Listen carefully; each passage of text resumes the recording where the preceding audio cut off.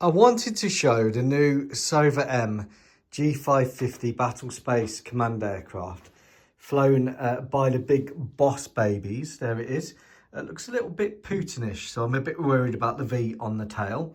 And I wanted to show it in context of the whole of the kill chain, so-called kill chain, the data-linked interwoven web of technology which connects all of the platforms together and delivers combat effects on the ground, or could deliver combat effects on the ground and in the air. And unfortunately, the Navy were not able to participate in this meeting of platforms because they are under strict prohibition not to approach the table, not to approach the breakfast bar, and therefore they have found other things to do, like swabbing the deck.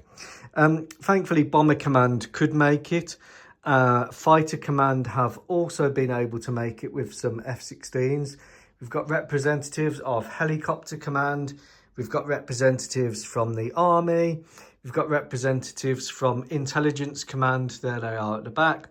And then the Air Force. Now, you have to imagine that all of these platforms are connected, and they're connected by a digital secure data link in Malagasy terms called, in WHATIF, this is purely fictional, called the Level 42 data link. We also have a Special Operations, MAD SOFACOM, Special Operations Command in attendance, and they are also part of this data link. So that is the invisible touch that links all of these platforms together, is that secure data link. Now, as you can see, there is a lot of equipment here, and there are a lot of sensors. There's radars. We've got the AN-TPY-2 there from Trumpeter. That's a very long-range ballistic missile capable of tracking a radar. We've got the G-550, I think it's called. That's the upgraded Patriot radar. The Patriot batteries themselves are too busy to be present, but the NASAMS battery has attended with its close range weapon system. There it is, and that's got an Israeli ELTA radar. We've got the Fanalt's Centurion close-in weapon system there, and representatives of the ground control units and the communications specialists. So everything on this table is connected by this invisible touch, the data link. And everything starts off with the individual sensor platforms doing their role, doing their job. And that data is then sent to the command aircraft. And in this case, we've got the G-550 V for Victor. And that has Rob's probe, as you can see, on the front there. And that has 6 onboard specialist stations with operator consoles, 2 pilots and a rest area. Communicates by satellite, communicates by secure data link, and it has various abilities to receive and transmit signals. The Sova-M kits are quite hard to do, but they do make a lovely aircraft when it's built.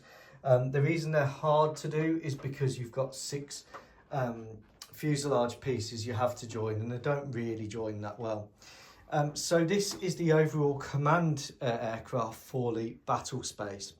Airborne command is done by will be done by the AEWC variant, which is here, which is a combination of the Netra system upgraded in WHATIF service to have an under fuselage radar there, giving full 360-degree coverage, although the coverage to the rear is of less definition than coverage to the front and shorter range. The side range and the front range, however, are very high definition digital radar images and tracking ability, and that kind of makes up for it. So these fly a racetrack pattern, whereas the E3 Sentry flies an orbit. And you may say, well, how can 6 people on board this aircraft control the airborne battle? And how can 6 people on this aircraft, one of whom includes a senior officer, control the ground, or the immediate, the theatre level battle? Now, these aircraft would fly in relays, and that's why there are 6 of these, and there are 9 of those coming into service, and there are 3 special operations, and we'll talk about the special operations in a bit. Well, the reason that they can do that is because of something called big data, and because of a ground processing centre. Now, there's a lot of debate in the communities and the militaries in general around, you know, the future of aerial early warning and control. And the E3 Sentry is your current NATO battle space command platform. Now, as the Russians have demonstrated by getting their A-50s shot down repeatedly, when you've got that many senior people on board an aircraft in a modern high-threat environment, it gets dangerous. And also, the data that's coming in from the sensors is enough to swamp even the enhanced processing power on the latest aircraft. So for that reason, there is a ground centre, a couple of them, and they crunch the big data, they refine it, and they use AI and Intel assessors and analysts to process it. And that's really important because what the commanders actually want, these 6 operators here and 6 there. Now, obviously, you could multiply this if there was a bigger theatre or a bigger operation. They have a huge amount of data to go through, so they really need to be presented with the pertinent information, which is all part of the secure data link, filtered, refined so that they can make the decisions. Now, because they are airborne, and I have added on this Sova-M kit, because this is a high-value enemy target, I've added, or high-value target to the enemy, I've added extra countermeasures, and I've added ECM warning sensors. Those come as standard on the AEWC because that's part of its role. The idea is there's this command post and the AEWC are mobile. They're hard to hit. They can land at different places, take off from different places, and they've got a huge range. So that's why the airborne command posts are really important. The ground data sensors have to be further back and they have to be protected and duplicated. And the reason that all of that data needs to be refined and processed is because even from the smallest sensor on the ground, such as this drone operator here, or the tanks and infantry support vehicles, you're getting high definition digital imagery, and that is consuming vast amounts of data to process and taking up vast terabytes and terabytes of storage space. And all of that needs to be worked through. So to refine the process, and let's look at the main assets the G-550 Battle Space Commander will work with, is he'll work primarily, or they'll work primarily with, the AEWC aircraft, the ERJ-145 based XLR package with enhanced fuel capacity. And this is a very important node. This is a information, intelligence, surveillance, targeting, acquisition and reconnaissance aircraft. And this is not down by the forward edge of the battle, but this is the node behind it. And these aircraft, of which 9 will serve, are working with the DA-42s, which I've just covered, the drones here with their sensor systems, and there will be a communications node one. And they are processing the initial information, intercepting signals, monitoring the enemy's communications. They can use their own electrical, optical sensors and radars should they need to for ground mapping. And they are the first point of refining that battle space information to go back to the battle space commander.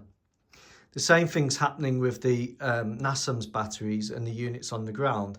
They're each feeding both into their own command centres on the ground and feeding into the battle space management aircraft and the big data sensor.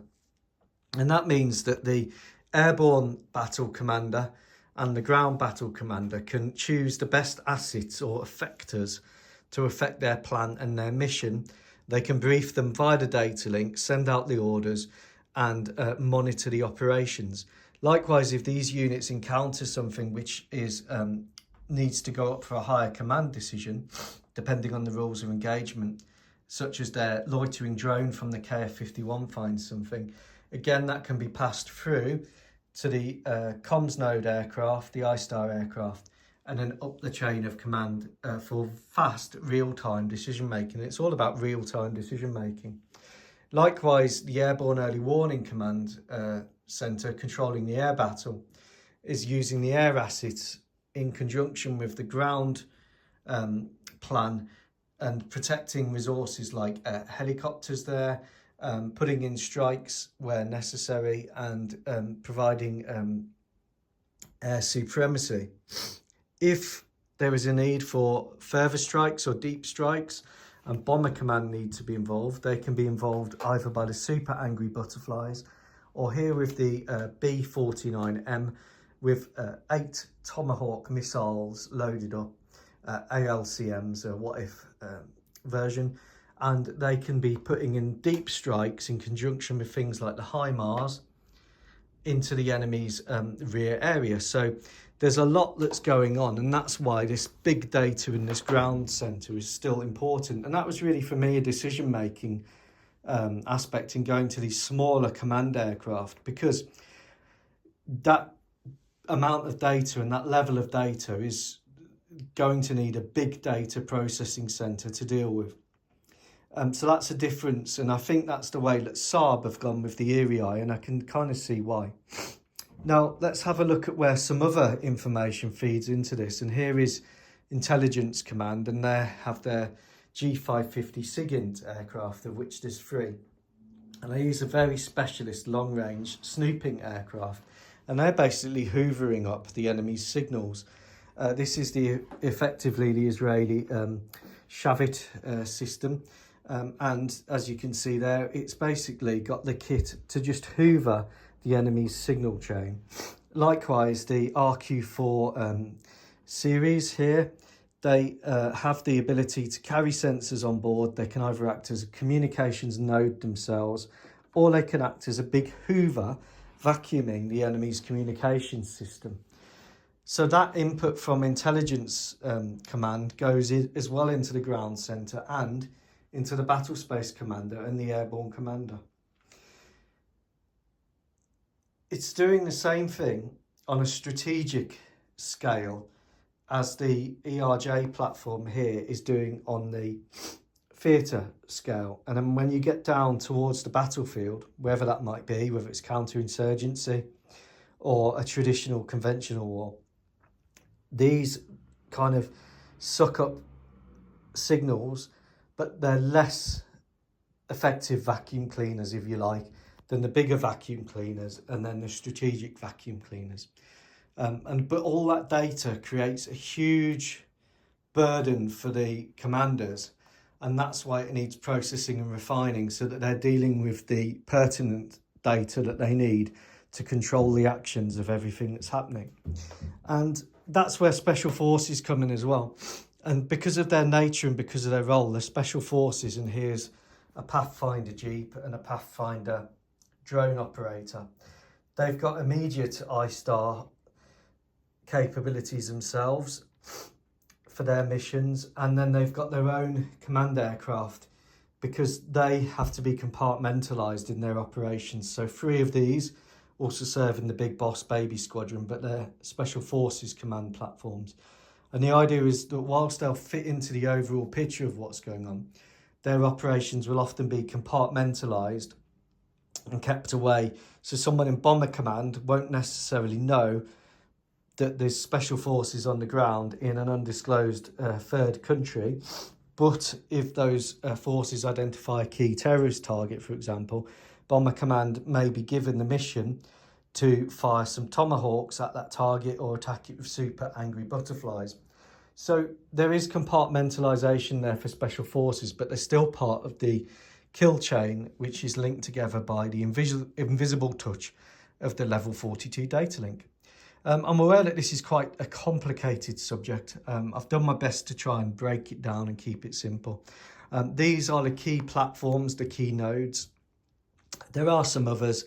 Like I said, the Navy couldn't be present because they're banned from going near tables, in case they wreck their ships, apparently.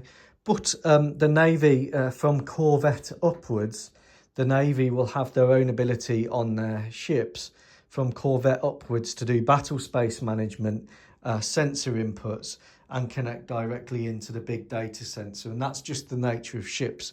When you start getting into what's called combat information centers in American terms on ships, or if you like, the command bridge on other ships, the battle bridge, you're effectively, you've got your own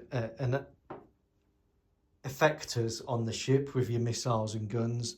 You've got the ability to have your aerial assets in the form of helicopters, and you've got the ability to make pretty much autonomous decisions because of where the ship may be. So I hope that helps everyone, and that's just a little picture of what's going on in the what if world. As you can see, I've run out of table space, so if you do want to buy me a bigger table, then feel free. But I will unfortunately have to move all these before the big boss lady gets home. Take care. Goodbye.